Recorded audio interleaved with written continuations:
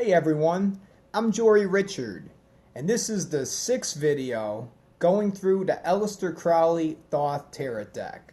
And this is the Lover's card from the Major Arcana, and it corresponds to number 6. And this card corresponds to Gemini, and I relate to this card because I am a Gemini.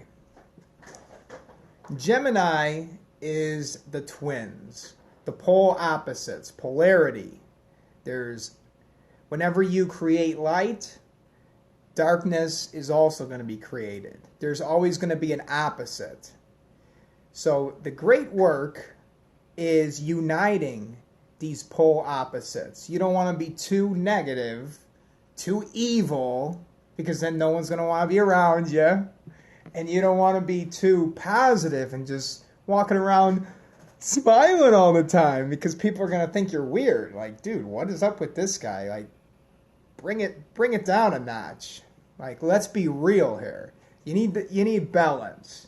Like the yin-yang symbol. The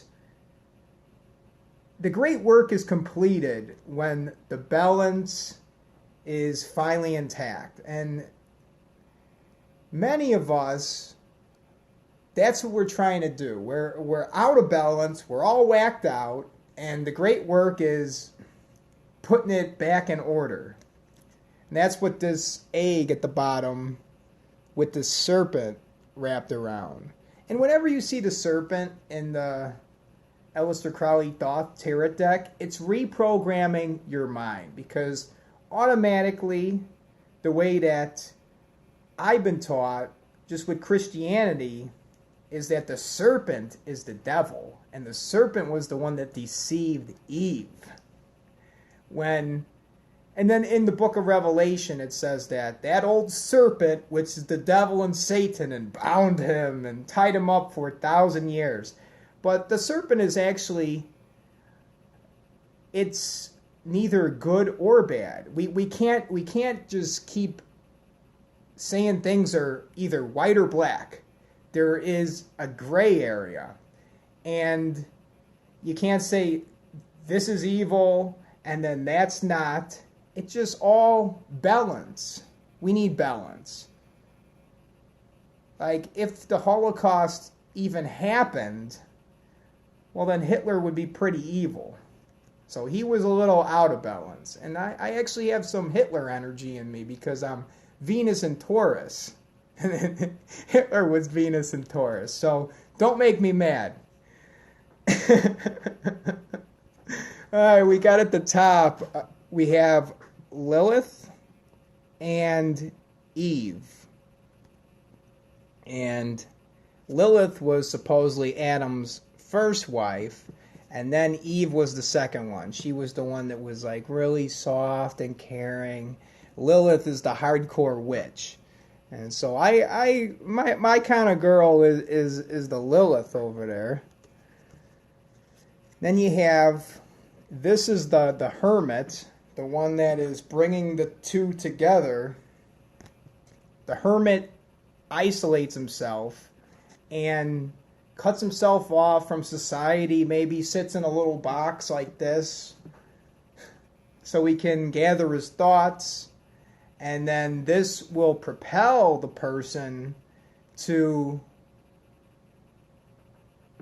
accomplish the great work, uniting those pole opposites. But it comes from isolation, and there is so much brainwashing and mind control in our society that we have to cut ourselves off from it and become the hermit and be isolated from all this boo-boo. You have the two kids right here, which stand for Cain and Abel.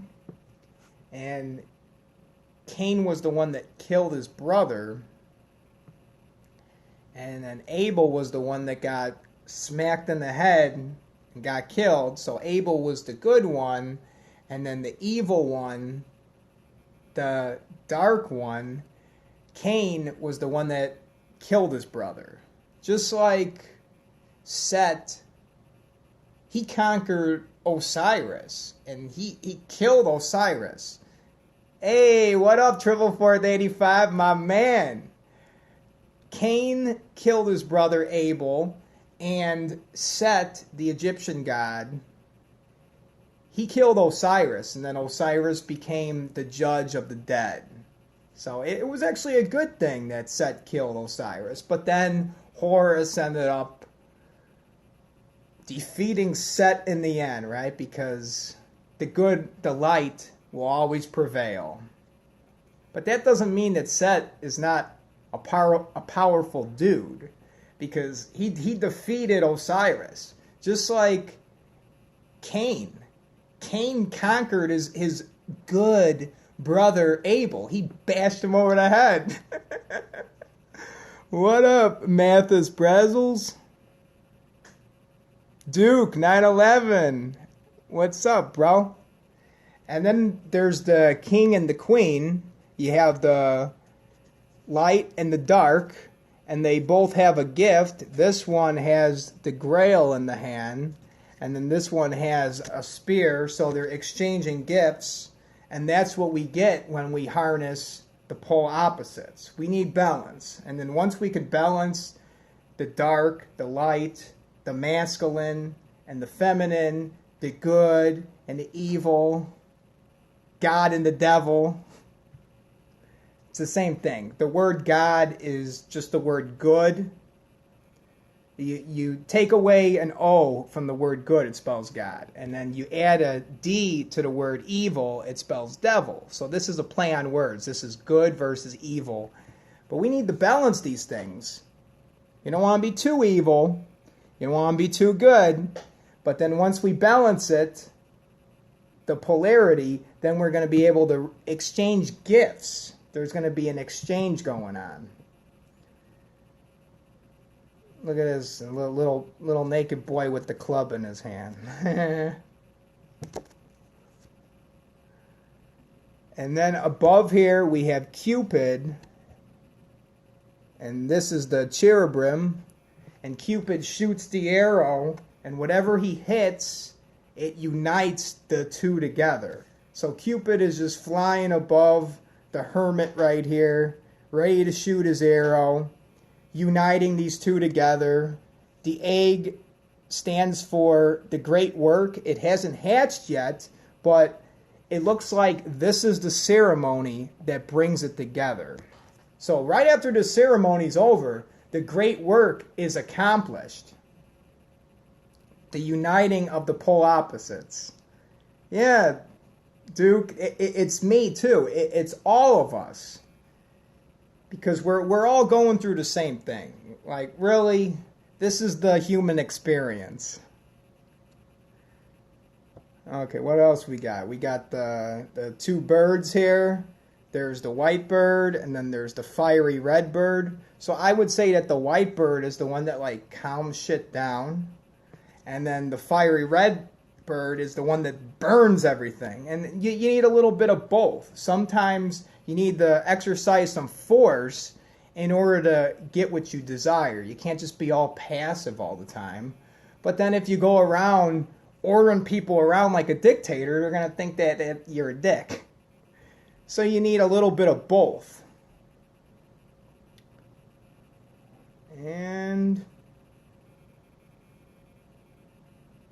yeah, that's pretty good. Yeah, so I pretty much covered everything in there.